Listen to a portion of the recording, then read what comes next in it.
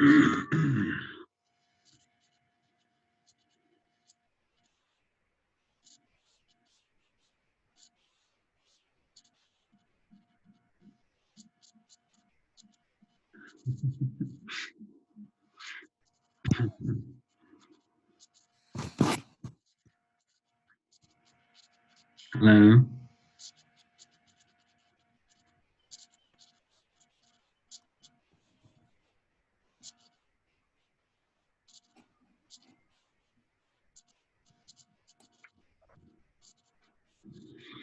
Hmm.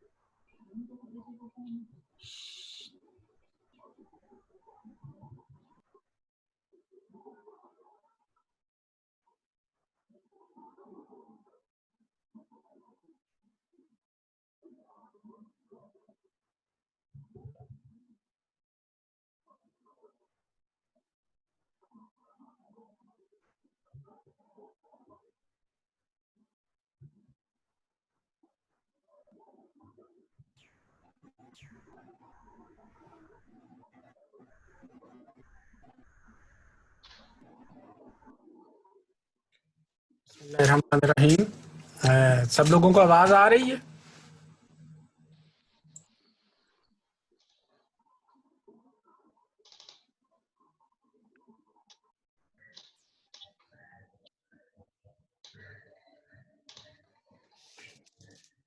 अस्सलामुअलैकुम। वालेकुम अस्सलाम। आप लोगों को आवाज आ रही सबको? जी सर, आवाज आ रही है। ओके, जी आ रहे हैं। I think it's time. Let's start. Today we are going to discuss about some reference managers के वो हम पेपर्स या किसी भी तरह की जो राइटिंग है उसमें किस तरह से डालते हैं, जो साइटेशंस हैं या जो रेफरेंस देते हैं वो किस तरह से देते हैं, उसके बारे में हम डिस्कस करेंगे। तो सबसे पहले जो डिस्कस करूँगा कि इस वक्त फैसिलिटी के लिए या सहूलियत के लिए बहुत सारे रेफरेंस मैनेजर इस वक्त जो है वो अवेलेबल हैं, जिनमें से जो बहुत लंबी लिस्ट है मैनेजर्स की जिनको आप यूज़ कर सकते हैं, और जिनमें से जो मोस्ट इम्पॉर्टेंट हैं वो इस वक्त जो हम पाकिस्तानी कम्युनिटी या ओवरऑल ज़्यादातर यूज़ किए जा रहे हैं वो उनमें से एंड नोट है, मेंडले है और जोटेरो है। ज़्यादातर जो मेडिकल वाले हैं वो यूज़ कर रहे हैं, और एंड नोट और मेंडले जो है वो ज़्यादा साइंसेज और सोशल साइंसेज वाले यूज़ कर रहे हैं।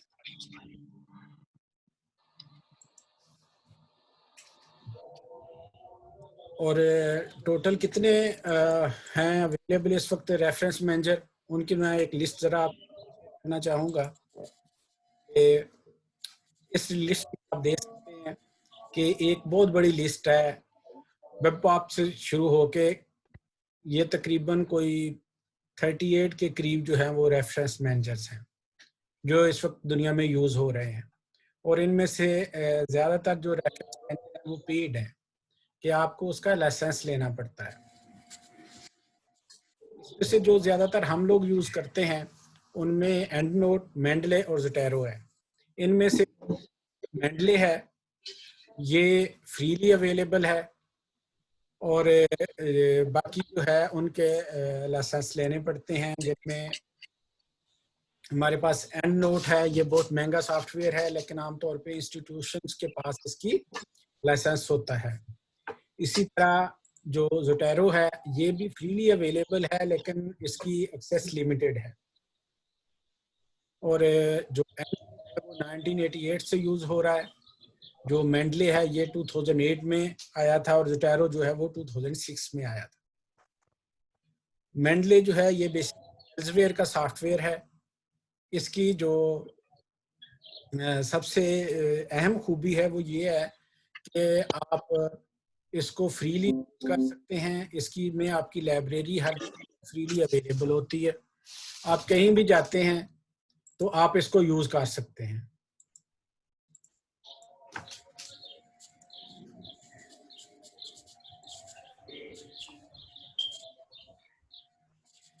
ये डिफरेंट जो फाइल्स अवेलेबल होती हैं, जैसे हम ऑनलाइन मुख्तलिफ पेपर सर्च करते हैं, वो तो डिफरेंट फॉर्म में होती हैं। बिबटेक्स की फॉर्म में होती हैं, एंड नोट की फॉर्म में होती हैं, मॉडुलस या RIS होती है। तो ये कौन कौन से जो है वो जो सिस्टम है या जो फाइल फॉर्मेट है उनको इंपोर्ट या एक्सपोर्ट कर सकते हैं। तो जो आप एक्सपोर्ट करना होता है, मसलन आपने मेंडले के अंदर लाइब्रेरी बनाई हुई है और उसको आपने एक्सपोर्ट करना है, या एंडनोट के अंदर जो है लाइब्रेरी बनाई हुई है उसको आपने एक्सपोर्ट करना है, तो आप जो मेंडले है उसकी एक जो वैल्यू है वो कम है एंडनोट की निस्बत। कि मेंड लाइन की फॉर्म में आप मेंडले से एक्सपोर्ट नहीं कर सकते, लेकिन आप एंड नोट से कर सकते हैं। और जो ज़ोटैरो का लेटेस्ट वर्जन है उसमें भी आप कर सकते हैं। बाकी सबके फीचर्स इनके सेम है। इसी तरह फाइल इंपोर्ट करनी है आपने। जब हम ऑनलाइन सर्च करते हैं कोई भी आर्टिकल, तो उसकी फाइल फॉर्मेट आता है कि ये किस फॉर्मेट में अवेलेबल है। उस फॉर्मेट को आपने, जब आप उसका साइटेशन इंडेक्स या साइटेशन आप उसकी इंपोर्ट करते हैं, तो वो एक एंड नोट के अंदर जो है वो तकरीबन सबसे ज़्यादा है जो आप फाइल फॉर्मेट को इंपोर्ट कर सकते हैं। ये स्पेसिफिक होता है हर पब्लिशर का। जो पब्लिशर्स हैं उनके जितने जर्नल्स हैं उनका फॉर्मेट सेम होता है। तो एंड से ज़्यादा जो फाइल फॉर्मेट को इंपोर्ट कर सकता है, मेंडले उससे कम, और ज़ोटैरो भी काफ़ी ज़्यादा इंपोर्ट कर सकता है। इसी तरह रेफरेंस लिस्ट की फॉर्मेट है, किस किस फॉर्म में आप कर सकते हैं, वो भी मेंडले जो है वो एक लंबी लिस्ट है जो आपको प्रोवाइड करता है, जिस फॉर्म में आप जो है वो रेफरेंस बना सकते हैं। ये कुछ फीचर्स हैं, ये हम इसके बाद में डिस्कस करेंगे। अब हम आते हैं कि बेसिकली आपने यूज कैसे करना है इसको, मेंडले को। ये अगर आप जाएं mendeley.com पे जाएंगे तो वहां पे आपके पास एक आएगा। यहाँ पे तो मैंने लॉगिन किया हुआ है क्योंकि मेरा बना हुआ है सारा सिस्टम पहले से। तो यहाँ पे ये आपको नजर आ रहा होगा Mendeley desktop, download Mendeley, get reference manager. यहाँ पे आप क्लिक करेंगे तो आपके पास इसका एक डेस्कटॉप वर्जन सॉफ्टवेयर आपके पास डाउनलोड हो जाएगा। और जब वो आपके पास डाउनलोड होगा तो आपके पास जो है वो इस फॉर्म में आएगा। ये हमारे पास इसका जो शॉर्ट की बनी हुई है कि यहाँ से इसको हम क्लिक करेंगे तो हमारे पास जो है ये मेंडले एक जो है वो सॉफ्टवेयर खुल गया है हमारे पास। ये हमारा बेसिकली होस्ट है। इसमें माई लाइब्रेरी में जाके यहाँ पे जब आप जाते हैं तो इसमें डिफरेंट फीचर्स हैं। एक है माई पब्लिकेशन। माई पब्लिकेशन के अंदर आप वो फाइल्स रखते हैं, वो आर्टिकल्स रखते हैं, वो थीसिस रखते हैं, या वो आपने फाइल रखनी है जो आपकी अपनी पब्लिकेशन है, जिसके आप खुद फर्स्ट ऑथर हैं या कोरेस्पॉन्डिंग ऑथर हैं, या आप उसके कंट्रीब्यूटिंग ऑथर हैं। इसके अंदर आप वो फाइल्स रखते हैं। उसके बाद फिर आप यहाँ पे आ जाते हैं, ये क्रिएट फोल्डर का ऑप्शन आता है। यहाँ से आप एक फोल्डर बना लेते हैं और उसके अंदर फिर आप अपने जो जितने भी आर्टिकल्स हैं जो भी आपने फाइल रखी है वो आप इसके अंदर रखते हैं। और इसको मैनेज करना भी थोड़ा सा ट्रिकी है कि आप एक फोल्डर बनाएं और उसके अंदर सब फोल्डर बना लें। जैसे ये मेरे पास एक HMF प्रोडक्शन का फोल्डर, इसको अगर हम क्लिक करें तो अंदर ये डिफरेंट सब फोल्डर्स आते हैं। ये इस तरह से जब आप फोल्डर बनाते जाएंगे तो आप उसके अंदर अपनी फाइल इंपोर्ट कर सकते हैं। यहाँ पे ग्रुप्स हैं, ग्रुप के अंदर जो सेम फील्ड में लोग काम कर रहे होते हैं उनके ग्रुप बने होते हैं हैंडले के ऊपर, एल्सेवियर के ऊपर। तो आप उनको उनके साथ यहाँ के इससे जरिए जो है कनेक्ट हो सकते हैं और वहां से एक दूसरे की लाइब्रेरी शेयर कर सकते हैं, लाइब्रेरी का एक दूसरे से फायदा उठा सकते हैं। अब शुरू में स्टार्ट में जब आप ने एक नया सॉफ्टवेयर आपके पास आपने डाउनलोड किया है, ये रेफरेंस मैनेजर डाउनलोड किया है और इसके अंदर आपने अपनी फाइल्स को रखना है, तो ये यहाँ पे एक आपके पास फाइल का ऑप्शन आ रहा है।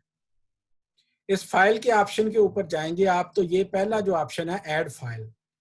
ऐड फाइल में ये अगर आपने कोई एक आर्टिकल या एक फाइल या एक थीसिस इसमें डाउनलोड किया हुआ है और यहाँ पे आपने अपनी लाइब्रेरी में लेके जाना है, इंपोर्ट करना है, तो आप ऐड फाइल में जाएंगे। ऐड फाइल में जाएंगे तो आपका वो सिस्टम बैकअप सारा खुल जाएगा। आप यहाँ से फिर उसको सिलेक्ट कर लेंगे, आपने डाउनलोड में जाना है, कहाँ से किस फोल्डर से आपने वो एक सिंगल फाइल को इंपोर्ट करना है। और अगर आपने डिफरेंट पेपर्स डाउनलोड किए हुए हैं और उनका एक फोल्डर बनाया हुआ है या डिफरेंट आपकी फाइल्स हैं और वो एक फोल्डर के अंदर मौजूद हैं, तो आप फिर यहाँ से ऐड फोल्डर में जाएंगे। ऐड फोल्डर में जाके वो आप पूरा फोल्डर जो है वो इंपोर्ट कर सकते हैं। वो आप फोल्डर के अंदर जितनी भी फाइल्स हैं उनको आपको एक एक को इंपोर्ट नहीं करना पड़ेगा, बल्कि आप उन सब को इंपोर्ट कर लेंगे।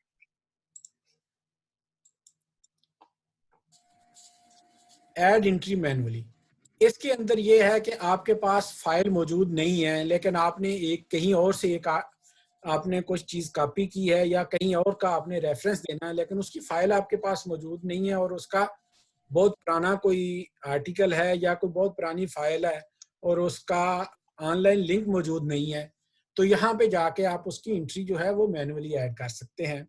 सबसे पहले यहाँ से आप सिलेक्ट करेंगे कि वो क्या चीज है। वो आइदर बुक है, बुक सेक्शन है, कोई हेयरिंग है, कोई जनरल मैगजीन है, आर्टिकल है, जो भी है वो आप यहाँ से, या कोई टेलीविजन ब्रॉडकास्ट है, या जिस तरह हम बात का न्यूज़पेपर का किसी का रेफरेंस देना है, तो वो हम फिर यहाँ से मैनुअली उसकी एंट्री इसके मैंडले के अंदर डालते हैं। फिर यहाँ पे उसका टाइटल है, फिर ऑथर कौन है, नाम क्या है, किस साल में और क्या है, ये आप यहाँ से उसकी एंट्री मैनुअली डाल सकते हैं। फिर ये है कि आपके पास अगर कोई एक आर्टिकल है, आपने आर्टिकल रीड आउट किया हुआ है और आपने उसको इंपोर्ट करना है या आपने उसको लेके जाना है, प्रिंट करना है, तो यहाँ से आप आर्टिकल को सिलेक्ट करेंगे तो यहाँ से आप फाइल के एक्सपोर्ट के ऑप्शन पर, या आप उसको ये एक्सपोर्ट के ऑप्शन में जाके फिर यहाँ पे आपके पास ऑप्शन आएगा कि आपने किस फॉर्म में उसको एक्सपोर्ट करना है। अगर आप अपनी पूरी लाइब्रेरी को एक्सपोर्ट करना चाह रहे हैं तो आप उसको माई कलेक्शन की फॉर्म में वो आपकी एक्सपोर्ट हो जाएगी आपके सिस्टम के अंदर। यहाँ पे देना है कि आपने किस फॉर्म में उसको करना है। आमतौर पे ये 3 बड़ी फॉर्म्स हैं जिसमें लाइब्रेरीज अवेलेबल होती हैं। एक बिबटेक्स है, एक RIS है, रिसर्च इंफॉर्मेशन सिस्टम की फॉर्म में है, और एक एंड नोट की फॉर्म में है। ये 3 बड़े सिस्टम है जिनकी फॉर्म में आपकी लाइब्रेरी जो है वो एक्सपोर्ट होती है और आपके डेस्कटॉप के ऊपर पड़ी रहती है। फॉर एग्जांपल आप कहीं पे यूज कर रहे हैं और फिर आपने विंडो करनी है और उसको फॉर्मेट करना है, या कोई और भी सिस्टम है आपका, आपने सिस्टम चेंज करना है, तो आप इसको इस फॉर्म में अपनी लाइब्रेरी को डाउनलोड कर लेते हैं। लेकिन इसमें एक और जो सबसे बड़ी मेंडले की बात है कि मेंडले की लाइब्रेरी आपकी ऑनलाइन भी अवेलेबल होती है। कि अगर आप जाते हैं ऑनलाइन और वहां पे जाके आप जैसे ये यहाँ पे जाएंगे,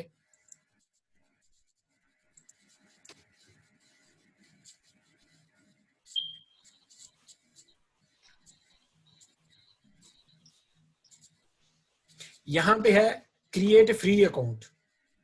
यहाँ से आप एक अकाउंट अपना बनाएंगे, पूरा अपना बायोडेटा देंगे अपना, और इसमें अपने इंटरेस्ट शो करेंगे, और यहाँ से आपका अकाउंट बन जाएगा। फिर आप उसको साइन इन करेंगे। जब आप साइन इन करेंगे और फिर वो आपकी पूरी जो लाइब्रेरी है वो यहाँ पर अवेलेबल होगी, कि जो आपने जो आपका डेस्कटॉप वर्जन है उसके अंदर जितनी भी आपने आर्टिकल रखे हुए हैं, जितने भी सेव किए हुए हैं, वो यहाँ पर आपके पास अवेलेबल होंगे। लेकिन आपने करना सिर्फ इतना है कि ये एक स्विच आपको नजर आ रहा होगा सिंक्रोनाइजेशन का, कि जब भी आप आर्टिकल्स को ऐड करते हैं, ऑनलाइन ऐड करते हैं, आप डाउनलोड किए हुए हैं वो ऐड करते हैं, तो आप इसको जब सिंक्रोनाइज करेंगे तो आपकी सारी फाइल जो है, वो सारी लाइब्रेरी जो है, जो आपकी डेस्कटॉप वर्जन में है, जो आपकी ऑनलाइन वर्जन में है, वो सारी उसमें सिंक्रोनाइज हो जाएंगी, सिमिलर हो जाएंगी। अब आते हैं कि हमारे पास जो मौजूद है एक आर्टिकल हम लिख रहे हैं, उसमें हमने कोई चीज़ इंटर की है, तो हमने उसमें कैसे साइटेशन कैसे डालनी है, कि हमने रेफरेंस कैसे देना, ये आपको नजर आ रहा होगा। ये मेन आमतौर पे होम का बटन होता है हमारे पास वर्ड में। यहाँ पे ये रेफरेंसेस का आपको नजर आ रहा होगा। रेफरेंसेस में जाएंगे तो ये इंसर्ट साइटेशन का बटन आ रहा है। अगर आपने न्यूली किया हुआ है रेफरेंस मैनेजर, अभी आपने ऐड किया है या अभी आपने इंस्टॉल किया है, तो ये बटन आपके पास नहीं होगा। वो आप जाएंगे यहाँ पे, ये टूल में जाएंगे, मेंडले डेस्कटॉप के टूल्स में जाएंगे, तो यहाँ पे एक है इंस्टॉल वेब इंपोर्टर, एक है यहाँ पे आ रहा है मेरे पास अनइंस्टॉल एमएस वर्ड प्लगइन। क्योंकि मैंने पहले से इंस्टॉल किया हुआ है तो मैं इसको करूंगा तो मेरा अनइंस्टॉल होगा। आपने पहले से इंस्टॉल नहीं किया हुआ तो यहाँ पे जैसे ये आ रहा है ना इंस्टॉल वेब इंपोर्टर, इसी तरह यहाँ पे आ रहा होगा इंस्टॉल एमएस वर्ड प्लगइन।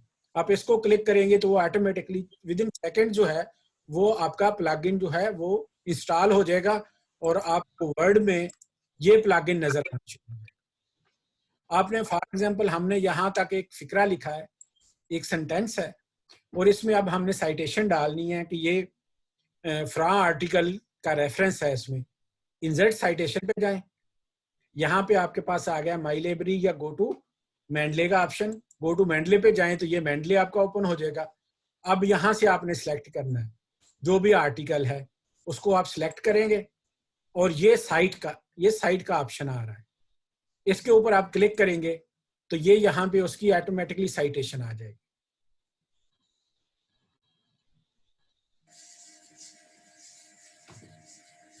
ये क्योंकि मैंने ये एक बड़ा आर्टिकल है जो मैंने ओपन किया है, तो उसके अंदर पहले से कुछ साइटेशंस हैं जिनको वो सीक्वेंस चेंज कर रहा है, इसलिए उसने पूछा है कि वो आर्टिकल्स का सीक्वेंस चेंज कर लूं।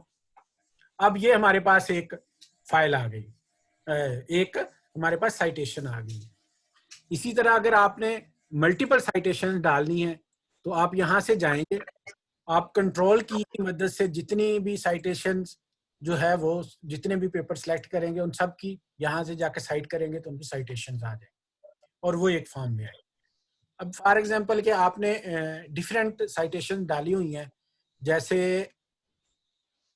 ये यहाँ पे है मेरे पास, ये 8, 9 और 10 आ रहे हैं, और मैं चाह रहा हूँ कि ये 8 to 10 के फॉर्म में कंबाइन हो जाए, क्योंकि जो जनरल्स हैं वो ज्यादातर उनकी रिक्वायरमेंट ये होती है कि इस फॉर्म में आनी चाहिए। जैसे ये 5 to 7 आपको नजर आ रहा है, इस फॉर्म में होनी चाहिए, ना कि 8, 9, 10 इस फॉर्म में, बल्कि ये 8 to 10 आनी चाहिए। तो आप इनके ऊपर इन सबको सिलेक्ट करेंगे तो ये जो आपका इंसर्ट साइटेशन का बटन था ये ऑटोमेटिकली चेंज हो गया है मर्ज साइटेशन।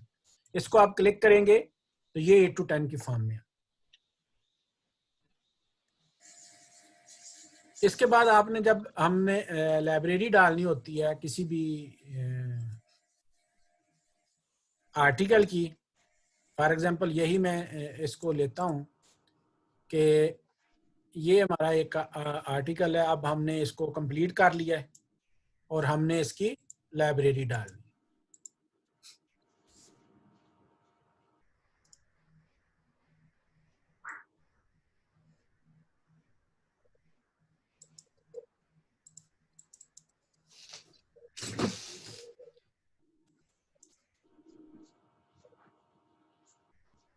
यहाँ पे हम जाएंगे अगर, तो क्योंकि हमने इसके अंदर साइटेशन डाली हुई हैं, तो यहाँ पे हम जाएंगे इंसर्ट बिब्लियोग्राफी पे जाएंगे, तो ये हमारे पास जितने भी आर्टिकल हमने इसके अंदर डाले हुए हैं ये सारे उनकी एक उसने लिस्ट बना दी है। उससे पहले आपने रेफरेंसेस की या बिब्लियोग्राफी की जो भी आप हेडिंग देना चाहें वो आप खुद दे सकते हैं।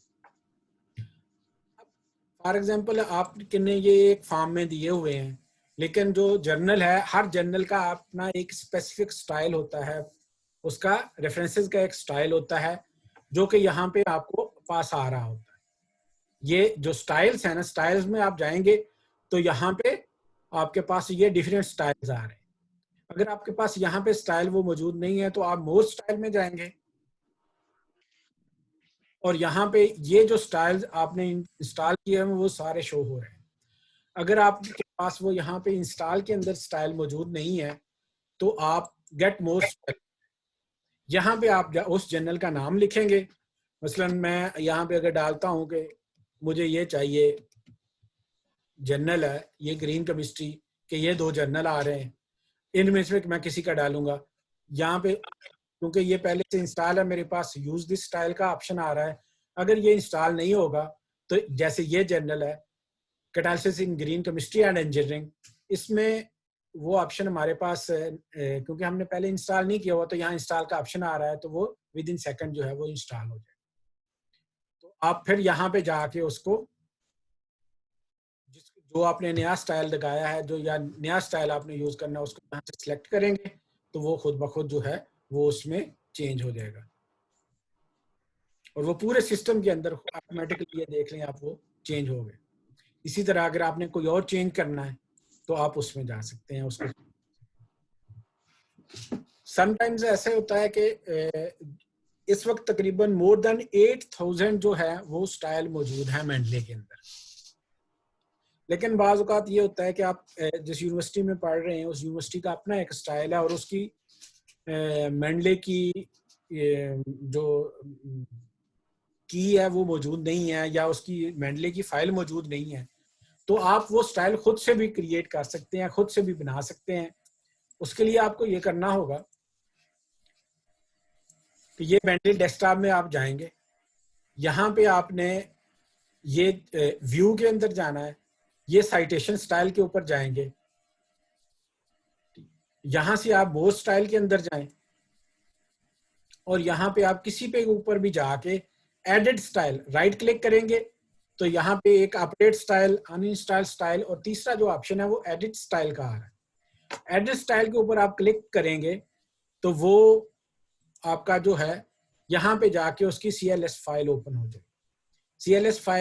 CSL फाइल जो है वो बेसिकली उसकी पेरेंट फाइल होती है जिसके अंदर पूरी उसकी कोडिंग हुई होती है कि ये इसने सॉफ्टवेयर ने मैनेज कैसे करना है उसको, जो साइटेशन है उसको किस तरह से मैनेज करना है। ये हमारे पास वो फाइल ओपन हो गई है। अब यहाँ पे जाके आपने उसको देखना है कि आपने कहाँ पे चेंज करना है। फॉर एग्जाम्पल कि इसमें ये 2007 लिखा हुआ है, ये ईयर ऑफ पब्लिकेशन है, विद इन ब्रैकेट्स है, तो हमारे पास ये है कि जो हमारे पास वो स्टाइल है उसमें वो कह रहा है कि ईयर ऑफ पब्लिकेशन नहीं होना चाहिए या ये ब्रैकेट में नहीं होना चाहिए, तो हम इसके ऊपर क्लिक करेंगे और यहाँ ये डेट की फॉर्म आ रही है और यहाँ पे जाके हम डेट का स्टाइल चेंज कर दें कि उसने कहा है मंथ है, ईयर है, जो है वो हम यहाँ से चेंज करेंगे, वो ऑटोमेटिकली इधर चेंज हो जाएगा। या अगर फॉर एग्जांपल वो कहता है कि ये जो ईयर है ये होना ही नहीं चाहिए, तो हम इस पे जाएंगे, इसको क्लिक करेंगे और यहाँ से इसको डिलीट कर देंगे, वो ईयर जो है वो उसका ऑप्शन खत्म हो गया। अब अगर किसी पास हमारे पास है कि ये जैसे DOI आ रहा है, जो डिजिटल आइडेंटिफिकेशन नंबर होता है, इसका ये खत्म करना है, इसके ऊपर क्लिक करके डिलीट कर दें। या कहीं आता है कि ये आपके पास जो हैं इनके नाम के अंदर चेंज आए, तो यहाँ पे आप क्लिक करेंगे, यहाँ पे उसके जाके डबल क्लिक करेंगे, उसके आगे उसकी डिफरेंट फॉर्म्स आ गई हैं, नेम किस फॉर्म में होना चाहिए, तो यहाँ से जाके आप चेंज कर सकते हैं। फॉर एग्जांपल यहाँ पे मैं जाता हूँ कि मुझे ये है कि ये जो है इसको हमने बोल्ड करना है, इसको जाके हमने वहाँ से क्लिक किया, यहाँ से हमने उसको बोल्ड कर दिया, वो जब आप इस स्टाइल को यूज करेंगे तो उसमें ये इसका वॉल्यूम नंबर जो है वो बोल्ड फॉर्म में आएगा। अब आप ये सारी इधर से चेंजिंग कर लेंगे तो फिर यहाँ स्टाइल में जाके आपने सेव स्टाइल करना। सेव स्टाइल करेंगे तो ये आपके नाम से जो स्टाइल है वो सेव हो जाएगा और इसको आप यूज कर सकेंगे मेनली में।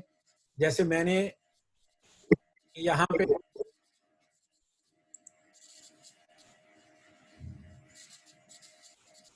ये देख सकते हैं आप कि ये जो स्टाइल है ये इसको मैंने खुद एडिट किया, मर्जी से इसको बनाया हुआ, तो ये मेरे नाम से आ रहा है। पहले उसी स्टाइल की फॉर्म है, आगे के ये मैंने इसको एडिट किया हुआ, ये स्टैंडर्ड स्टाइल नहीं है।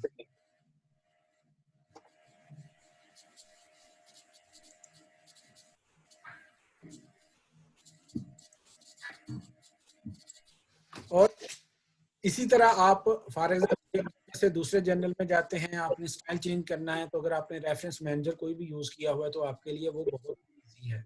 अगर आप मैनुअली करेंगे, फॉर एग्जाम्पल जैसे ये मेरे पास एक आर्टिकल है मेरा, इस आर्टिकल के अंदर मैंने तकरीबन जो साइटेशंस हैं 226 साइटेशंस हैं इसके। अगर ये साइटेशंस मैं मैनुअली मैनेज करना शुरू कर दूं तो ये एक बहुत मुश्किल काम है कि एक भी साइटेशन मिस हो गई या मिसप्लेस हो गई, दोनों सूरतों में मेरे लिए बहुत प्रॉब्लम है कि मैं इसको दोबारा से कैसे करूं।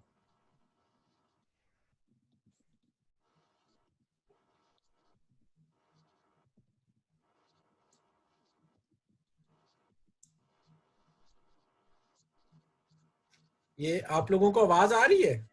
लोगों ने नोट किया हुआ है कि आवाज नहीं आ रही। यस आ रही। आवाज आ रही है। सही है।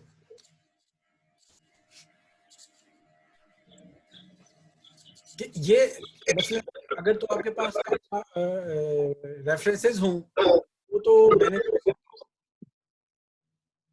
जी कुछ कह रहा है। Run Y session.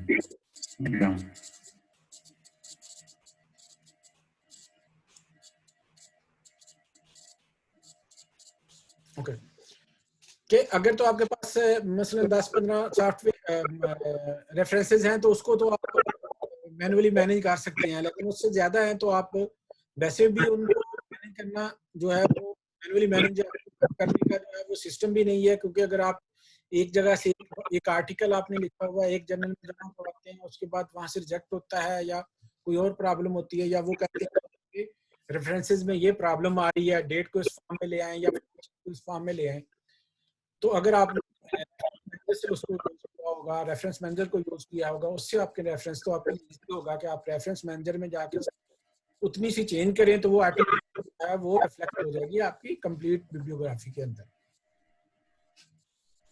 और ये आपके लिए जो है टाइम सेविंग है, इजी है, और जो नया स्पेसिफिक स्टाइल है उसके मुताबिक यहाँ पे आपके पास वो जो है वो स्टाइल्स की अवेलेबल है, आपके पास लाइब्रेरी अवेलेबल है। और दूसरा सबसे बड़ा जो फायदा ये होता है, आवाज में डबलिंग हो रही है, अथर के अलावा बाकी सब लोग अपना माइक ऑफ कर दें प्लीज काइंडली।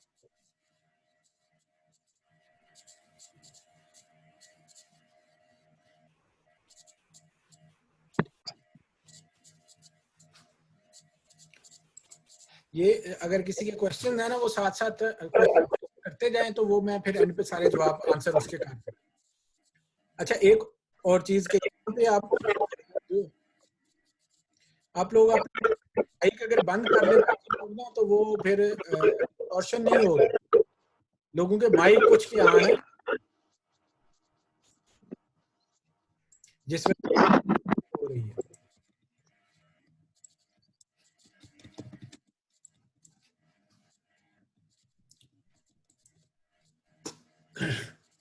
एक और है इसमें कि आपने इंपोर्ट करना, फॉर एग्जांपल बाज़ औक़ात हम हमारे पास ऑलरेडी कोई फर्द है या कोई बंदा है कि जिसने एंड नोट पहले यूज किया हुआ है और उसकी लाइब्रेरी सारी एंड नोट की फॉर्म में मौजूद है, तो यहाँ पे ऑप्शन मौजूद है कि आप पूरी एंड नोट की लाइब्रेरी जो है वो अपनी इंपोर्ट कर सकते हैं।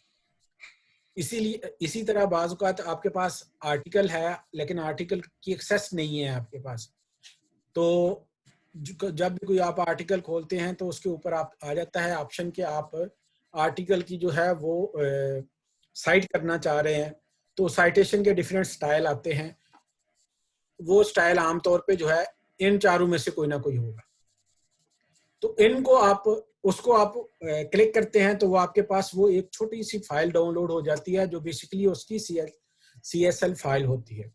तो आप इंपोर्ट का ऑप्शन यूज करते हुए उस फाइल को इंपोर्ट करेंगे तो वो आपका पूरा रेफरेंस जो है वो ऑटोमेटिकली यहाँ पे इंपोर्ट हो जाएगा और खुद ब खुद एडजस्ट हो जाएगा। इसी तरह आप कोई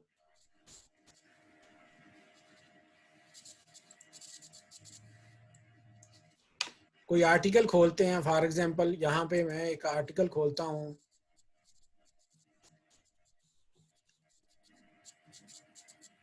अब ये आर्टिकल है आपके पास। अब इसको आपने अपनी लाइब्रेरी के अंदर लेके जाना है। ये आपका वेब इंपोर्टर है, इसको आप क्लिक करेंगे तो आपके पास जो है वो आपकी लाइब्रेरी ओपन हो जाएगी और लाइब्रेरी के अंदर जितने आपने फोल्डर बनाए हुए हैं वो आपके पास शो हो रहे होंगे। और यहाँ से आप पहले उसकी सेटिंग करेंगे कि ये जो आप इंपोर्ट कर रहे हैं आर्टिकल या आप जो इंपोर्ट कर रहे हैं कोई भी फाइल इंपोर्ट कर रहे हैं वो किस फोल्डर में जाके सेव। फॉर एग्जांपल यहाँ पे हमने ये आर्टिकल है जो मैं इंपोर्ट करना चाह रहा हूँ, यहाँ से मैं इसको ये जितने मेरे फोल्डर हैं वो नजर आ रहे हैं, जितने भी मैंने फोल्डर बनाए हुए हैं, तो हम उसके अंदर ले जाके इसको जिसके ऊपर भी क्लिक करेंगे ये उसी फोल्डर के अंदर जाके, फॉर एग्जांपल मैं इस फोल्डर के अंदर इसको इंपोर्ट करना चाह रहा हूँ, उस फोल्डर के अंदर इसको जाके क्लिक करूंगा और यहाँ पे हमारे पास जो है वो नजर आ जाएगा ये व्यू PDF के यहाँ पे हम क्लिक करेंगे इसके ऊपर ऐड PDF इफ अवेलेबल। तो उसमें ये होगा कि अगर आपके पास PDF जो है वो अवेलेबल है इसकी तो PDF भी इंपोर्ट हो जाएगी, साथ आपके पास वो आर्टिकल भी इंपोर्ट हो जाएगा। और इसको ऐड को बटन को क्लिक करेंगे आप तो वो आपके पास जो फाइल है वो जो आर्टिकल है या जो फाइल है वो आपकी लाइब्रेरी के अंदर इंपोर्ट हो जाएगी। और ये दोनों जगहों पे मौजूद होगी, आपकी ऑनलाइन लाइब्रेरी के अंदर भी और आपकी जो डेस्कटॉप वर्जन है उसके अंदर भी ये इंपोर्ट हो जाएगी। और फिर आप फॉर एग्जांपल मैं इस वक्त यहाँ पे चाइना के अंदर मौजूद हूँ और मैं अपनी लैब का जो कंप्यूटर यूज कर रहा हूँ उसके ऊपर मेरे पास लाइब्रेरी है, मेरा डेस्कटॉप है और सेम वही मेरा इस लैपटॉप के ऊपर भी है। इसी तरह मैं पाकिस्तान में जाता हूँ, पाकिस्तान में जाके मेरा अपना जो ऑफिस का कंप्यूटर है मैं उसको यूज करता हूँ, तो यहाँ वाला डेस्कटॉप वर्जन तो मेरा यहाँ पे रह गया, लेकिन वहां पे जाके मैं दोबारा उसको डेस्कटॉप वर्जन को डाउनलोड करता हूँ, वहां पे उसकी लाइब्रेरी को साइन इन करता हूँ तो मेरी पूरी लाइब्रेरी मेरे पास अवेलेबल होगी। आपके आर्टिकल या आपकी जो स्ट्रगल है वो ज़ाहिर नहीं होती। अब देखें यहाँ पे ये बटन जो है ना वो पहले ब्लू था अब व्हाइट हो गया, इसका मतलब है कि ये आर्टिकल अब मेरी लाइब्रेरी के अंदर चला गया। ये मैं इसको करके यहाँ से जब सिंक्रोनाइज करूंगा तो ये जब सिंक्रोनाइजेशन कंप्लीट हो जाएगी तो वो खुद ब खुद ये पूरी जो अभी जो मैंने फाइल ऐड की है वो यहाँ पे मेरे पास लाइब्रेरी के अंदर वो मौजूद होगी। और अगर आपने ये देखना है कि अभी मैंने फाइल ऐड करें तो आप रिसेंटली एडेड में जाएंगे तो वहां पे आपके पास वो जो है वो फाइल आपको नजर आ जाएगी जो आपने उसी वक्त ऐड की होगी या जो आपने रिसेंटली ऐड की हुई है। अगर आपने टोटल अपनी लाइब्रेरी देखनी हो तो वो यहाँ से जाके आप जो है वो अपनी लाइब्रेरी दे सकते हैं।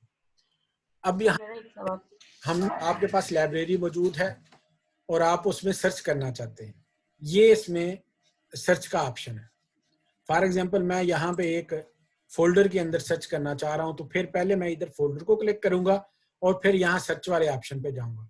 यहाँ पे डिफरेंट ऑप्शन हैं सर्च के, आप ऑथर के नेम से भी सर्च कर सकते हैं, आप जो आपके पास टाइटल है उससे भी सर्च कर सकते हैं, पब्लिकेशन के नेम से भी सर्च कर सकते हैं, आप ईयर वाइज भी सर्च कर सकते हैं कि किस साल की आपको पब्लिकेशनें चाहिए, या अगर आपने रीडिंग के दौरान यहाँ पे जब आप रीड करते हैं तो ये ऑप्शन आपके पास, ये तो उसकी डिटेल आ गई आर्टिकल की, ये नोट्स की फॉर्म में आ जाए।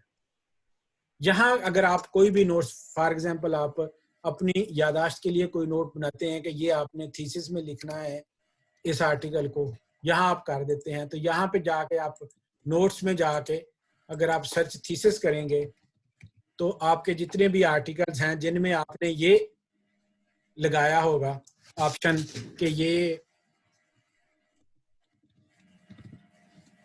वो सारे जो है वो यहाँ पे आपके पास शो होना शुरू हो जाएंगे, जिन जिन में आपने थीसिस का लिखा हुआ है नोट्स की फॉर्म। ये आप किसी ऑथर के नाम से सर्च करना चाह रहे हैं तो भी जितने भी उस ऑथर के आर्टिकल आपके पास होंगे वो आ जाएंगे। यहाँ फिर ऊपर आपके पास ऑप्शन आ जाएगा कि आपने इस फोल्डर के अंदर ये आप इस ऑथर के आर्टिकल हैं आप सर्च करना चाह रहे हैं टू ऑल डॉक्यूमेंट्स, तो अगर इसको क्लिक करेंगे तो जितने भी उस ऑथर के जो आर्टिकल होंगे वो आपके पास यहाँ पे शो होना शुरू हो जाएंगे।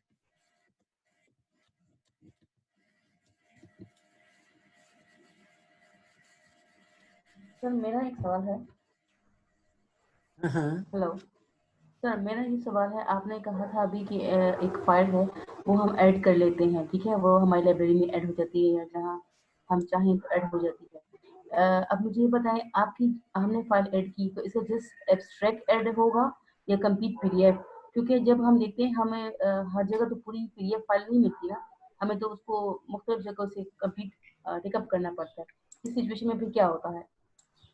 उसमें ये होता है कि जब आप यहाँ से किसी भी फाइल को ऐड करते हैं या किसी भी आर्टिकल को ऐड करते हैं, उसकी दो सूरतें होती हैं। नंबर वन के ये, जैसे ये मेरे पास एक आर्टिकल मौजूद है, ये मेरे पास इसकी एक्सेस मौजूद है कि ये मैं आर्टिकल फुल जो है वो एक्सेस कर सकता हूँ, तो फिर वो पूरा आर्टिकल मेरे पास आएगा।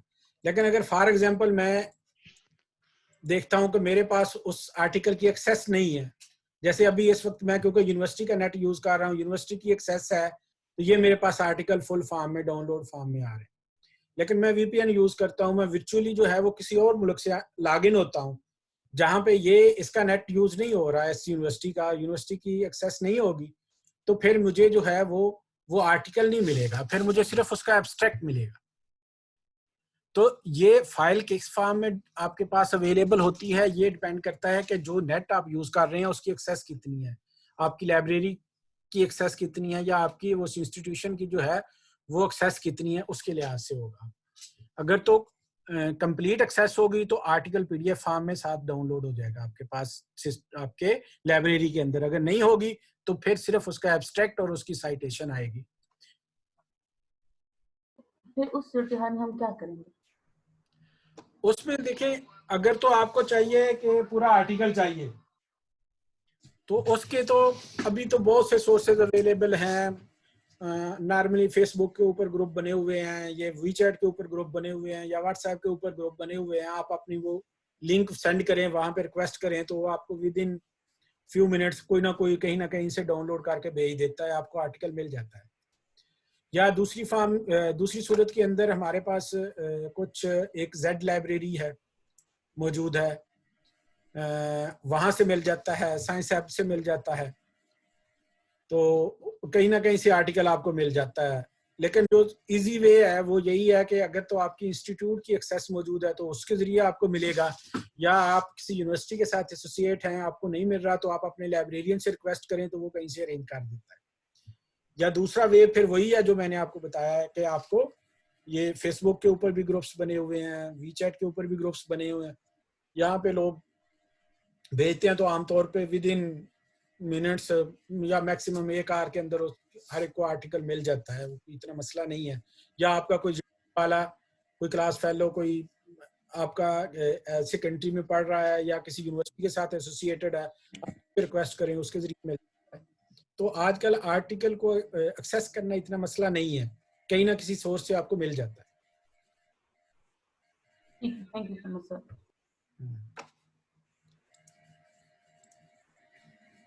ओके सर, क्या मैं एक सवाल पूछ सकता हूँ? जी पूछें। अच्छा, सबसे पहले सवाल तो ये है कि जो हम एडिट करते हैं स्टाइल को, तो अगर वो सेव होता है तो क्या वो जो ऑलरेडी सेव्ड है वो उसको रिप्लेस करता है या नहीं? नहीं, नया सेव होगा, वो ऑलरेडी जो होगा वो मौजूद होगा, ये डुप्लीकेट स्टाइल उसमें सेव होगा और वो पेरेंट उस फाइल का नाम, उस स्टाइल का नाम होगा, आगे आ जाएगा जिसने एडिट किया उसके नाम से। जी। और सेकंड क्वेश्चन ये है कि जो हम मोस्टली जो फिजिक्स या केमिस्ट्री में है ना, तो वो एब्रिवेशंस यूज करते हैं, तो वो हाँ, हाँ। एब्रिवेशन कैसे डालते हैं? एंड नोट में तो मतलब वो पता है कैसे डालते हैं, और उसके लिए लिस्ट होती है टेक्स्ट फाइल में और वो अपलोड हो जाती है, लेकिन इसमें भी सेम वही है, सिमिलर उसी वो जरा प्लीज बताइएगा कैसे लिस्ट होती है। लिस्ट मौजूद होती है, आप वहां से जो है वो कर सकते हैं। फॉर एग्जांपल यहाँ आप जाते हैं रेफरेंसेस में, ये एब्रीवेशंस का आपके पास ऑप्शन आ रहा है ना, जी जी फिर आप स्टाइल चेंज करते हैं, गेट मोर स्टाइल और फिर एब्रीवेशंस का जी जी पूरी लिस्ट आपके पास अवेलेबल है एब्रीवेशंस की। जी नॉर्मली ये होता है कि जब आप यहाँ से जाके स्टाइल वो चेंज करते हैं, तो उस जर्नल का, क्योंकि ये जर्नल के नेम से स्टाइल्स होंगे, तो जो जी भी जर्नल का स्टाइल होगा, उन्होंने एब्रीवेशन यूज करने हैं, या उन्होंने फुल नेम यूज करना है, या उन्होंने फर्स्ट कैपिटल यूज करना है, तो वो जी खुद ब खुद वही जनरेट होगा आपकी रेफरेंसेस के अंदर या बिब्लियोग्राफी के अंदर जो है वो ऑटोमेटिकली वही जनरेट हो जाएगा। लेकिन एडिटेड में भी। आपके पास नहीं है अवेलेबल, तो फिर आप यहाँ से यहीं पे जाएं मोर स्टाइल में, मोर स्टाइल हम्म, ये सेकंड में ये एब्रीवेशन वाला है, जी ये आपके पास वो पूरी लिस्ट है एब्रीवेशंस की जो आप यहाँ से यूज कर सकते जी। तो जो हम एडिट करते हैं, फॉर एग्जांपल वो लिस्ट इसमें नहीं है, जो हम एडिट करते हैं स्टाइल, तो क्या वो उसके एब्रीविएशन हम खुद से मैन्युअली डालेंगे या? हैं। उसमें जब आप एडिट करते हैं ना, वहां आपके पास ऑप्शन आ रहा होता है, मसलन जी ये हमारे पास ये जर्नल का नाम है, जी ये जर्नल के नाम पे जब हम क्लिक करेंगे तो यहाँ पे हमारे पास आ जाएगा ना कि आपने इसका क्या यूज करना है, ठीक है। राइट मसलन लोअर केस है, अपर केस है, कैपिटल फर्स्ट है, कैपिटल ऑल है, टाइटल है, साइंटिफिक है, इसी तरह यहाँ पे आ जाएगा, ब्लॉक का लेफ्ट मार्जिन है, क्या इसका यूज करना है, तो वो उसमें यहाँ पे आ जाते हैं। फिर ये इसके के नंबर ऑफ स्टाइल्स मौजूद है, वो जो आपने यूज करना होगा वो उसके मुताबिक आ जाता है। अच्छा। और अगर ये जो स्टाइल हम एडिट हो जाती है और वो ये हमारी लाइब्रेरी में सेव्ड है, अब फॉर एग्जांपल जैसे आपने कहा कि हम अगर किसी और कंप्यूटर में शिफ्ट करते हैं, वहां से यही मैंडल इंस्टॉल करके लॉगिन होते हैं, तो क्या वो स्टाइल जो है वो ऑलरेडी उसी में हमारी जो सेव्ड ऑनलाइन सेव्ड लाइब्रेरी उसमें है, मौजूद होगी, होगा वो बिल्कुल, स्टाइल? वो जो भी आपके डेस्कटॉप वर्जन के अंदर जो भी चीजें सेव है ना, लेकिन जी सेव करने है कि आपने सिंक्रोनाइज करना है उसे। जी जी जो जब आप सिंक्रोनाइज करेंगे ना, तो जो आपने इसमें चेंजिंग की है ना डेस्कटॉप वर्जन में, वो आपकी ऑनलाइन लाइब्रेरी में भी हो गई। जी। तो स्टाइल को मूव शूव नहीं करना होता, जैसे for example and note uninstall हो जाए तो उसके वो स्टाइल जो है ना वो खत्म हो जाते हैं, उसको एंड सेव नोड करना के पड़ता साथ जो है ना वो प्रॉब्लम ही यही है। मैं है। भी जी एंड नोड यूज करता था, लेकिन मैंने पीआईडी के स्टार्ट से मैं मेंडले पे शिफ्ट हुआ हूँ। एक जी मेंडले का बेनिफिट ये है कि ये फ्री है, कोई लाइसेंस नहीं लेना पड़ता आपको। एग्जैक्टली।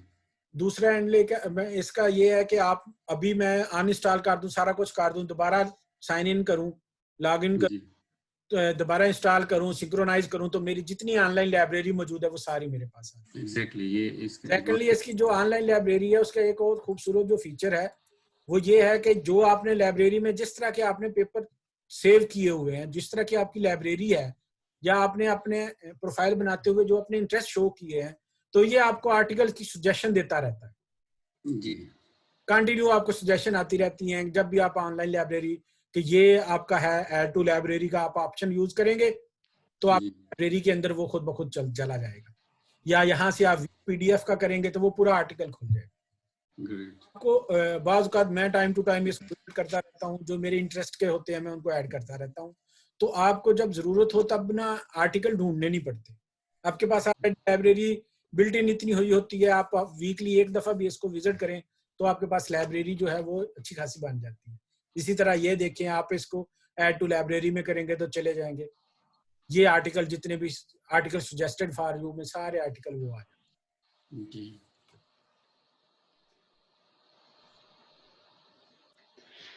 और जी सर, मेरा एक क्वेश्चन सॉरी था। सॉरी एक लास्ट क्वेश्चन, ये जो कुछ जर्नल्स होते हैं कि जो सेकंड थर्ड आथर के बाद ये जो ETAL वगैरह लिखते हैं ना, सारे नहीं लिखते, वो कैसे एडजस्ट करेंगे इसमें? वो आमतौर पे जो जर्नल का अपना साइटेशन स्टाइल होता है ना, जो जर्नल ने दिया होता है उसके अंदर वो चीज बिल्ट इन होती है, उसकी जो जी एक्सेल फाइल है उसमें बिल्ट इन होती है।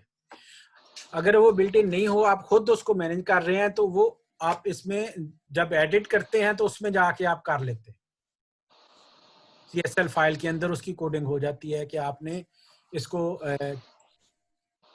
जो कितने लेके जाने हैं, कितने इसमें, फॉर एग्जांपल ये हमारे पास ऑथर हैं, ठीक है, अब इसको आपने किस फॉर्म में लेके जाना है, जी ठीक है, डिस्प्ले इसका कैसा होना चाहिए, ग्रुपिंग इसकी कैसी करनी है, आपने इसके नेम जो हैं वो कैसे लगाने हैं,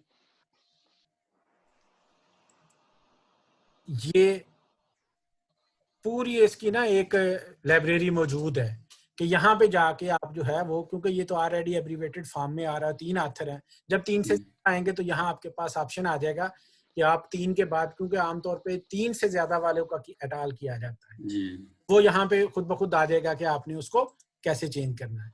या फिर आप दूसरा यह आता है कि यहाँ पे जब आप आता है तो आप जहाँ पे ऐड करते हैं कि कितने टोटल ऑथर होंगे और उसके बाद वो एटाल कर देता जाएगा। यहाँ पे अगर आप एक 2 3 एथर डालते हैं और उसके बाद उसको डिस्कनेक्ट कर देते हैं तो वो फिर इतने आर्टिकल आथर हो, जिस आर्टिकल के उतने आथर होंगे उसको रखेगा, उनको एटाल कर। जैसे अगर हमने एंड को रिमूव करना है, इनमें से कईयों में एंड नहीं लगाते। हाँ, इसको जी जी फॉर एग्जांपल, या कुछ हाँ, भी। वो आप यहाँ से जाएंगे, यहाँ आप जाते हैं नेम में, नेम के टेबल्स हैं डिफरेंट, यहाँ से जाके आप इसको रिमूव कर देते हैं। या दूसरा तरीका ये है कि आप यहाँ से जाते हैं, इसको क्लिक करते हैं और यहाँ से जाके इसको रिमूव कर लेते हैं। जी okay, thank you very much. मैं असल में ये कर नहीं रहा क्योंकि मैं उस स्टाइल को चेंज नहीं करना चाह रहा। जी जी जी, it's okay, no problem. Sahid साहब, मेरा एक क्वेश्चन था, आवाज आ रही है आपको? जी जी बिल्कुल आ रही। जी सर, एक क्वेश्चन था, जब हम वर्ड फाइल में इंसर्ट करते हैं, ये जो एडिटिंग का कॉन्सेप्ट है, ये तो बिब्लियोग्राफी में नीचे ये फॉर्मेट चेंज होता है, जब हम ऊपर अपने टेक्स्ट में कहीं भी लिखते हैं तो वो विद इन ब्रैकेट देता है, और फिर बाद में नॉर्मली हम उसको मैनुअली एडिट करते हैं, ईयर को सेपरेट करते हैं विद इन ब्रैकेट, और उसको थोड़ी सी हमें एडिटिंग करनी पड़ती है। उसका कोई सिस्टमाइज तरीका है? उसका असल में ना सिस्टमाइज तरीका इस तरह से नहीं है, उसका आपको वो करना पड़ता है। या दूसरा तरीका ये है कि आप ऐसा, क्योंकि वो कुछ जर्नल ऐसे हैं जिनका वो स्टाइल मौजूद है, उनकी जो CSL फाइल है उसके अंदर वो मौजूद होता है, तो आप वो सर्च कर लें स्टाइल, उसको एडिट कर लें कि उसके जो रेफरेंसेस के अंदर या बिब्लियोग्राफी के अंदर जो चेंज है वो अपनी मर्जी की कर लें, लेकिन जो टेक्स्ट के अंदर है वो जो बिल्ट इन है वही आएगा। अच्छा, वो बिल्ट इन वही विद इन ब्रैकेट आएगा, उसको मैनुअली करना पड़ेगा? हाँ, उसको आपको मैनुअली करना पड़ेगा। वो एंड नोट दूसरा क्वेश्चन सर है। जी जी जी सॉरी, दूसरा सर क्वेश्चन ये था कि हमारे पास एक आर्टिकल है, हमने ऑलरेडी अपलोड किया हुआ अपनी लाइब्रेरी में, हम उसको ओपन करते हैं, उधर से क्या कोई ऐसा ऑप्शन है कि कोई रेफरेंस, क्रॉस रेफरेंस को हम डायरेक्टली उधर से ऐड कर सकें?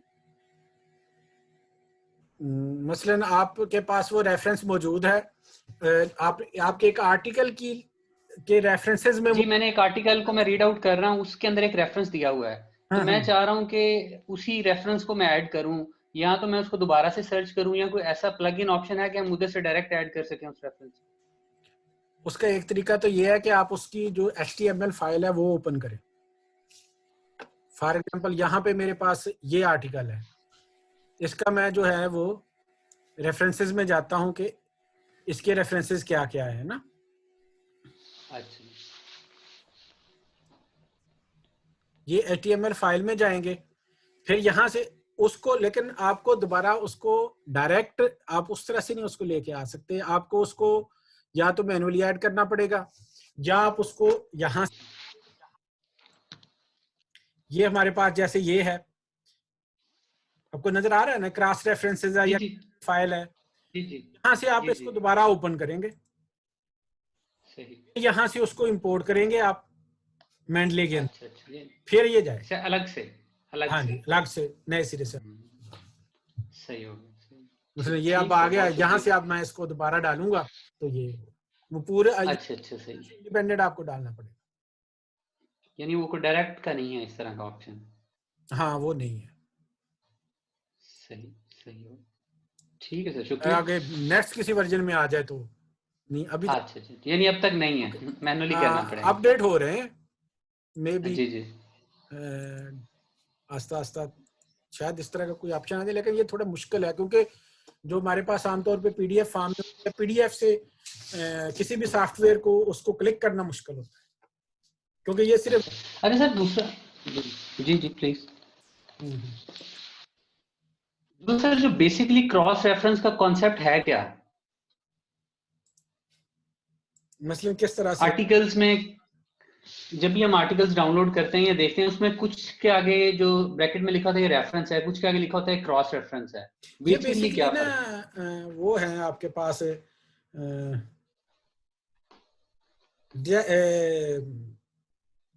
स्टैंडर्ड है, मुझे वो स्पेसिफिक वर्ड अब मेरे जहन से निकल गया, अच्छा स्कॉलर है, डेटाबेस है, ये बेसिकली डेटाबेस है आपके। अच्छा अच्छा। और किसी भी जर्नल का किसी डेटाबेस का हिस्सा होना जो है वो उसकी ऑथेंटिसिटी को शो करता है। ठीक है, फॉर एग्जांपल गूगल, आप कितने आर्टिकल है आपकी गूगल स्कॉलर के ऊपर प्रोफाइल बनी हुई है, किसी फर्द ने आपका पेपर साइट किया है तो गूगल स्कॉलर जो है वो ऑटोमेटिकली उसकी साइटेशन को क्लिक करता है वहां से। जैसे आप अच्छा होता है कि ये आपकी जो है ना ये किसी ने साइटेशन की है ना, आप अच्छा, साइटेशन हिट होती है बेसिकली उधर से, बेसिकली हिट होती है।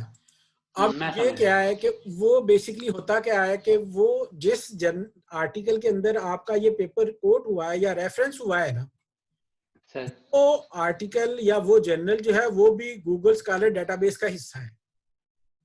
सही, जैसे ये यहाँ पे आपको समझ रहा। ये 51 शो हो रहा है, मतलब ये है कि 51 लोग वो हैं जिन्होंने इस पेपर को अपने पास साइट किया है और वो जो जर्नल हैं वो इस डेटाबेस का हिस्सा है। जैसे आजकल एक पाकिस्तान में बहुत बहस चली हुई है, आपने शायद कहीं पढ़ी हो कि एचईसी ने एक नया क्राइटेरिया दिया है कि जो इंटरनेशनल वेल नोन जैसे आईएसआई वेब ऑफ साइंस है या गूगल स्कॉलर है या इसी तरह डिफरेंट और डेटाबेस हैं, कि अगर वो जो वेल नोन रेफरेंस डेटाबेस हैं पाकिस्तान में, जो जर्नल उन डेटाबेस में से किसी ना किसी का अगर हिस्सा होगा तो तभी एचईसी उसे नहीं तो किसी पाकिस्तानी जर्नल को नहीं करेगी। और उसके बहस चल रही है कि क्योंकि पाकिस्तान के जर्नल्स की इतनी क्वालिटी नहीं है और वो डेटाबेस उनको अपना हिस्सा नहीं बनाते, तो इस वजह से सारे लोग हैं वो उनके जो आर्टिकल उसके अंदर हैं वो एचईसी रिकॉग्नाइज नहीं रहेंगे।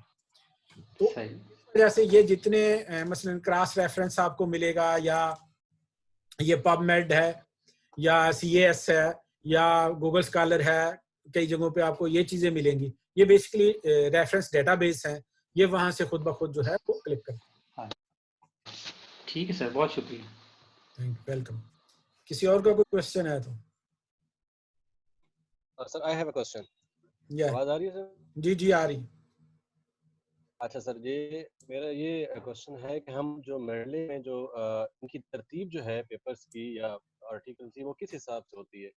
फॉर एग्जांपल जो भी लिस्ट है, फॉर एग्जांपल टोटल लिस्ट है हमारे पास ऑल डॉक्यूमेंट्स की, तो अगर मैं एक पेपर रीड करता हूँ कहीं भी बीच में से, तो अगर कल मैं उसको देखता हूँ तो वो उस जगह पे नहीं होता है, उसकी जगह चेंज हो चुकी होती है। तो ये बड़ा मुश्किल होता है जहन में रखना कि लास्ट टाइम एग्जैक्टली कौन सा पेपर था जिस नाम से जो हमने रीड किया था।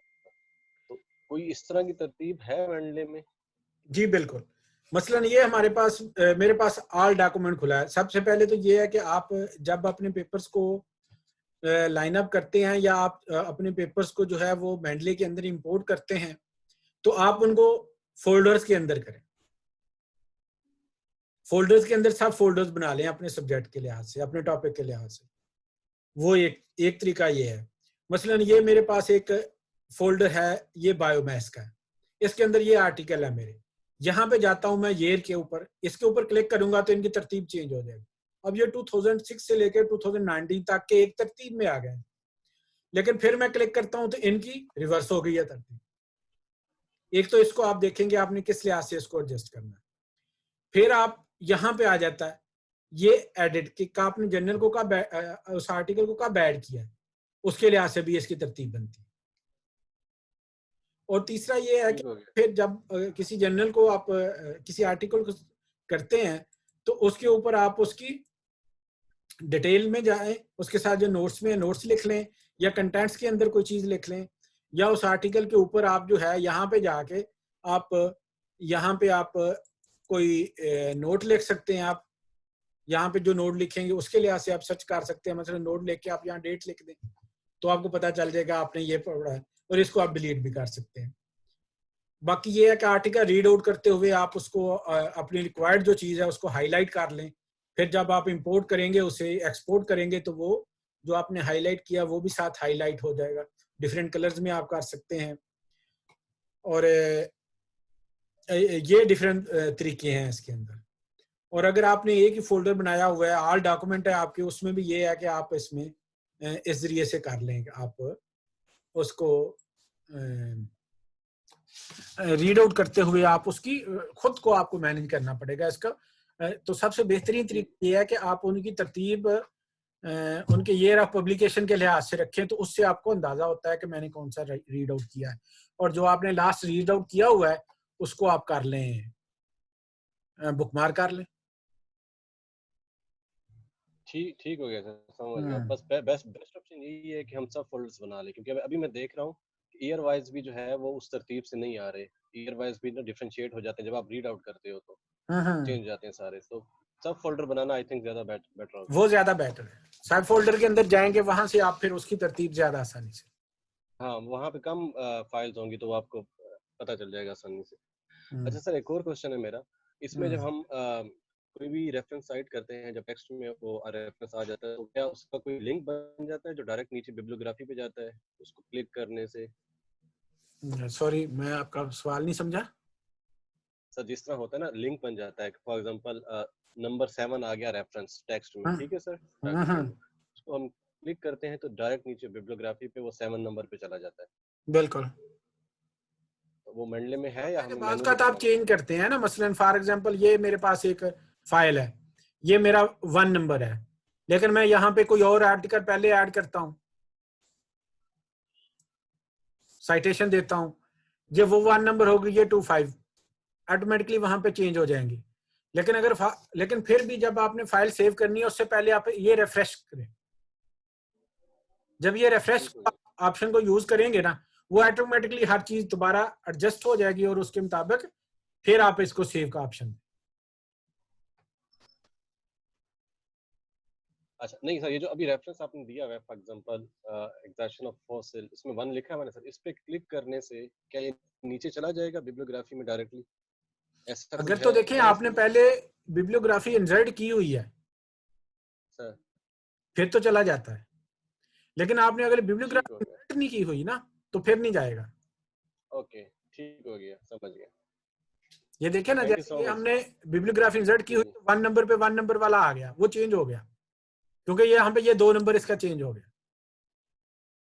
ओके ठीक हो गया। लेकिन अगर हमने, क्योंकि इसमें एक चीज ये है कि हम अगर इंसर्ट नहीं करेंगे ना रेफरेंसेस इंसर्ट बिब्लियोग्राफी से, तो हम लिखते जाते हैं ना, तो वो ऑटोमेटिकली इंसर्ट नहीं होती बिब्लियोग्राफी। एंड पे जब आप खुद इंसर्ट करेंगे तभी होगी। ठीक हो गया, जो वो सारी तरतीब से खुद ही आ जाएंगे। हाँ वो सारे तरतीब से खुद दिया। ठीक हो गया, thank you so much sir. किसी और का कोई क्वेश्चन है अभी?